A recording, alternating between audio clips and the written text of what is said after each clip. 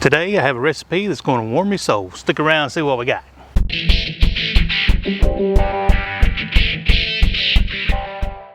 Yeah, when I was growing up, there wasn't but one kind of chili, and it was in a can, and Mama dumped it out and heated it up.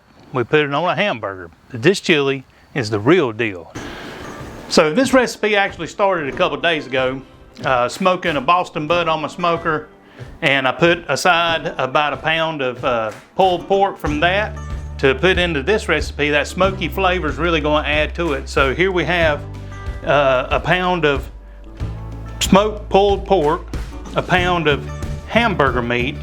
We're going to be using 1.5 cups of beef broth, and then we have a can of diced tomatoes. Make sure there's no sugar added. And then we've got a little can of green chilies. I got those roasted. And then we've got a whole onion diced up. We've got a tablespoon of vinegar, apple cider vinegar. We've got a tablespoon of chili powder. We've got a couple cloves of garlic minced up. We've got about a half of teaspoon of pepper. You can add more or less, pepper and salt, up to you. We've got a tablespoon of smoked paprika, a tablespoon of cayenne, a teaspoon of salt, a teaspoon of cumin, and a teaspoon of oregano. Now I know that's a lot of spices, but that's what makes the magic, my friends, is the spices. And you can definitely alter these spices. You can go heavy on the garlic if you love garlic. You can go heavy on the cayenne if you like spicy. Oh, and then we got one secret ingredient, and you might not think about it, but trust me, 1 tablespoon of cocoa powder.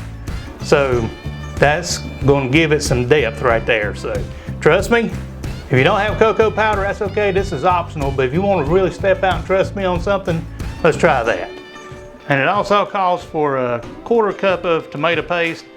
It's not quite this whole can, but 1/4 cup. Well, we're back in the kitchen in here, and I've got the ground beef warming up. I'm going to brown this real nice and brown and then drain the grease off. But here we go. We're getting ready to have some delicious chili.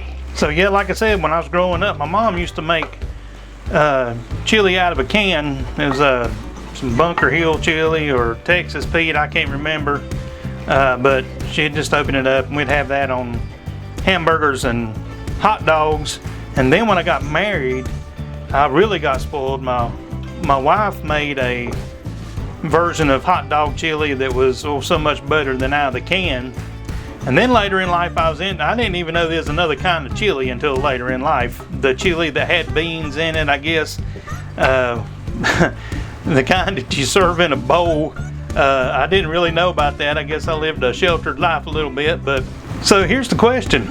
Do beans belong in chili? I know a lot of people are divided over this. Some people think no beans in chili ever.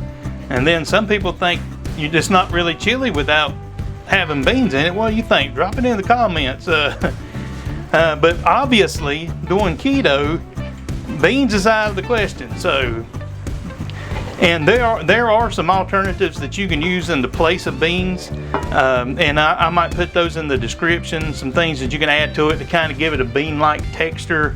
But I'm just happy to have the chili without the beans. That's fine with me. So let's get this finished up. Hey, while this is cooking, I just want to remind you, if you're into the keto lifestyle and you like trying new recipes, hey, subscribe to the channel and click the like button and all that good stuff so you can see what's coming down the road. Now let's get back to cooking. All right, let's pull this off and drain it, and then we're going to bring this pan back over.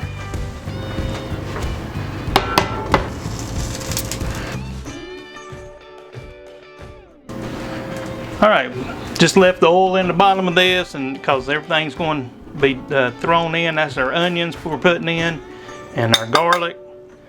And we're going. If you got green peppers you want to add to it, like bell peppers or something like that, you can saute those as well. But we're just going to throw these in for a second or two and let them get a little happy.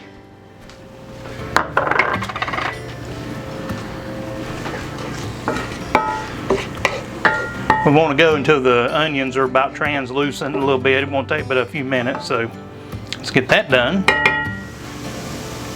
Just a little side note, you can brown all this stuff in a pot. The pot that we're getting ready to transfer it to, it's just a little harder to show you in it based on the dimensions of my kitchen, but you can brown the meat in it, drain it off and leave it out while you're doing this step here. But like I said, I'm just doing it this way so I can show what's happening, and because I got a small kitchen. So all right, that's done. Now we're going to get the old pot.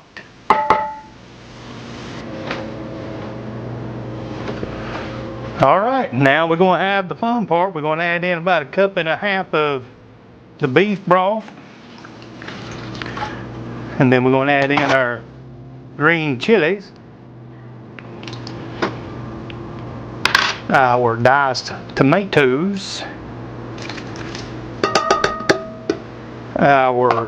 all the good old seasonings. We're going to throw them in now. Yes. And our vinegar, we're going to throw all this in there right now.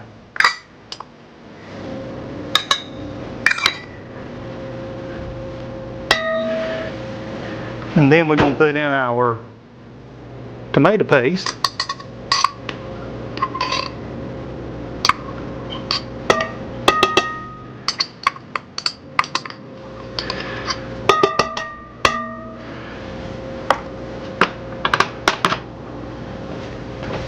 And of course the star of the show, good old pulled pork.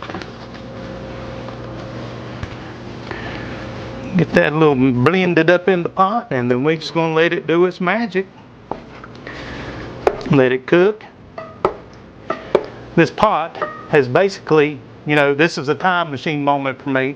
This pot has been to every Christmas and Thanksgiving get-together I've had since I've been married.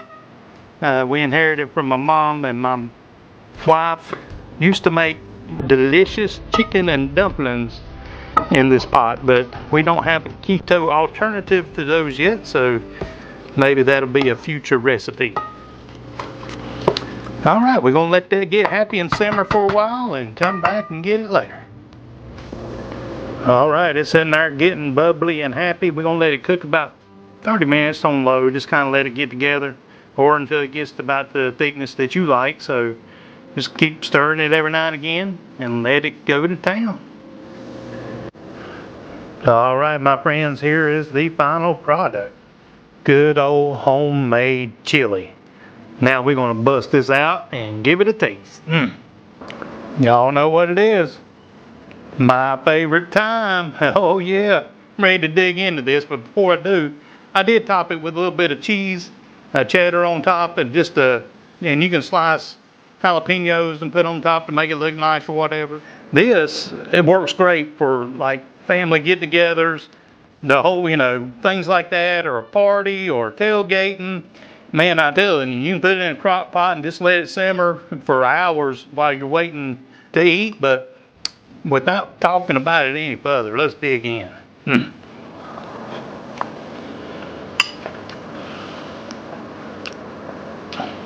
Oh wow.